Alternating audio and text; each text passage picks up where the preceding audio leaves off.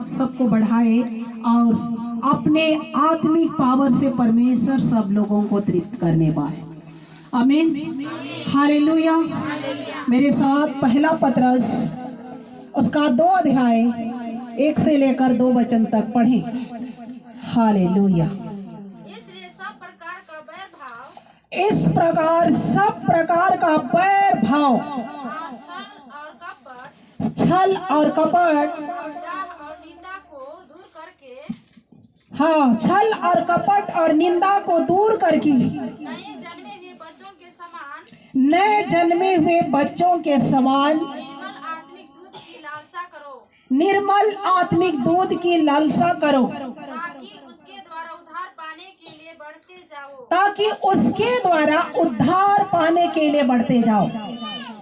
आमीन, हालेलुया। परमेश्वर को धन्यवाद करते हैं। इसलिए सब प्रकार का बैर भाव और छल और कपट और निंदा को दूर करके नए आत्मिक जन्मे हुए बच्चों के समान, हालेलुया, निर्मल आत्मिक दूध की लालसा किया करो और उद्धार पाने के लिए आगे की ओर बढ़ते जाओ। हालेलुया। सब प्रकार का बैर भाव, विरोध किसी भी मसीह परिवार में किसी के प्रति आपको लोग विरोध करें, लेकिन आपको किसी से बैर नहीं रखना। हालेलुया। सब लोग इधर देखो, हालेलुया। अपने दोनों हाथ को उठाकर बोले हालेलुया। प्रभु यीशु मसीह की। सब प्रकार का बैर भाव और छल और कपट और निंदा को दूर करके नए बच्चे, नए आत्मिक बच्चे जो जन्म लेते हैं, नए जन्मे हुए बच्चों के समान निर्मल आत्मिक दूध की लालसा किया करो। हालेलुया। बाइबल कहती है परमेश्वर के लोगों का जीवन एक बच्चे के समान है, और वचन में लिखा है जिसका हृदय बच्चे के समान होगा वो परमेश्वर के राज में जाएगा। हालेलुया। और इसमें निर्मल आत्मिक दूध की लालसा किया करो और उद्धार पाने के लिए आगे बढ़ते जाओ। एक बच्चे को किसकी जरूरत होती है? केवल उसको दूध चाहिए और उसका केवल पेट भरना चाहिए, इससे बढ़कर उसको किसी को भी पता नहीं होता है। हालेलुया। इसी प्रकार परमेश्वर के लोगों को हमें उद्धार में किस प्रकार आगे बढ़े, आत्मिक जीवन में किस प्रकार आगे बढ़े, पवित्रता के खोजी किस प्रकार बने और उद्धार पाने के लिए आगे बढ़ना। मतलब पहला पतरस 1:15 में लिखा है पवित्र बनो क्योंकि मैं पवित्र हूँ। हालेलुया। और आपकी पवित्रता की खोजी करना परमेश्वर को अच्छा लगता है।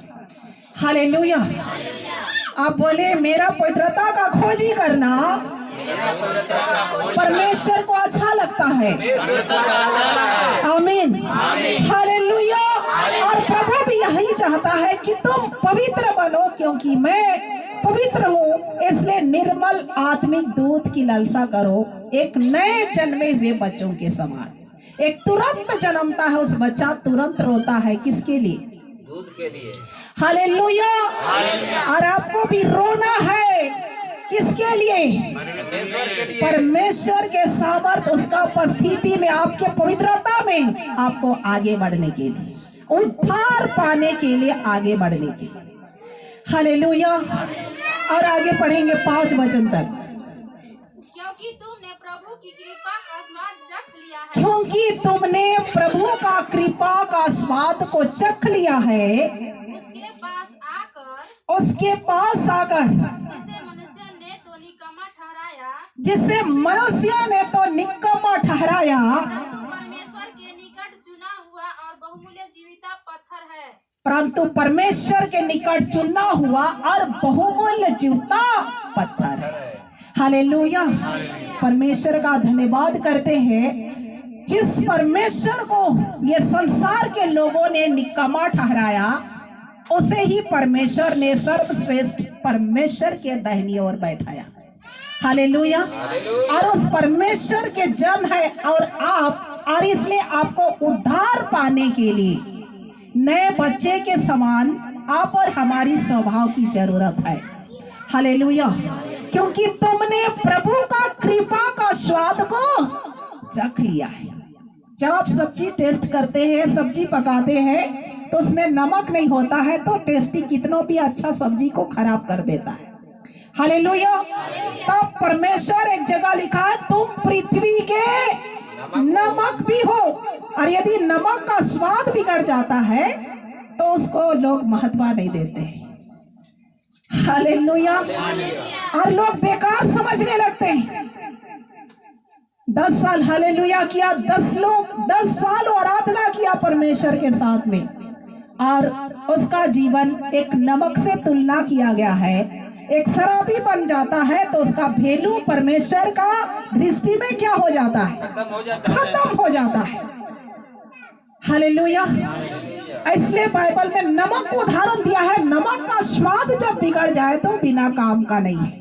उसी प्रकार आपका स्वभाव, हमारा स्वभाव मसीह जीवन में विचलित हो जाता है, खत्म हो जाता है, तो परमेश्वर का दृष्टि में आप और हमारा वैल्यू खत्म हो जाता है। परमेश्वर का कोई भी मायने नहीं परमेश्वर के राज्य में ले जाने के लिए।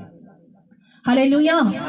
क्योंकि आप प्रभु यीशु मसीह का कृपा का स्वाद को चख लिए है कि हमारा प्रभु में आने से कितना अच्छा लगता है, कितना मीठा है, कितना स्वादिष्ट है, कितना अच्छा है हमारा परमेश्वर।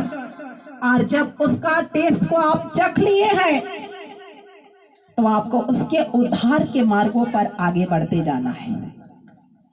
आमीन। हालेलुया।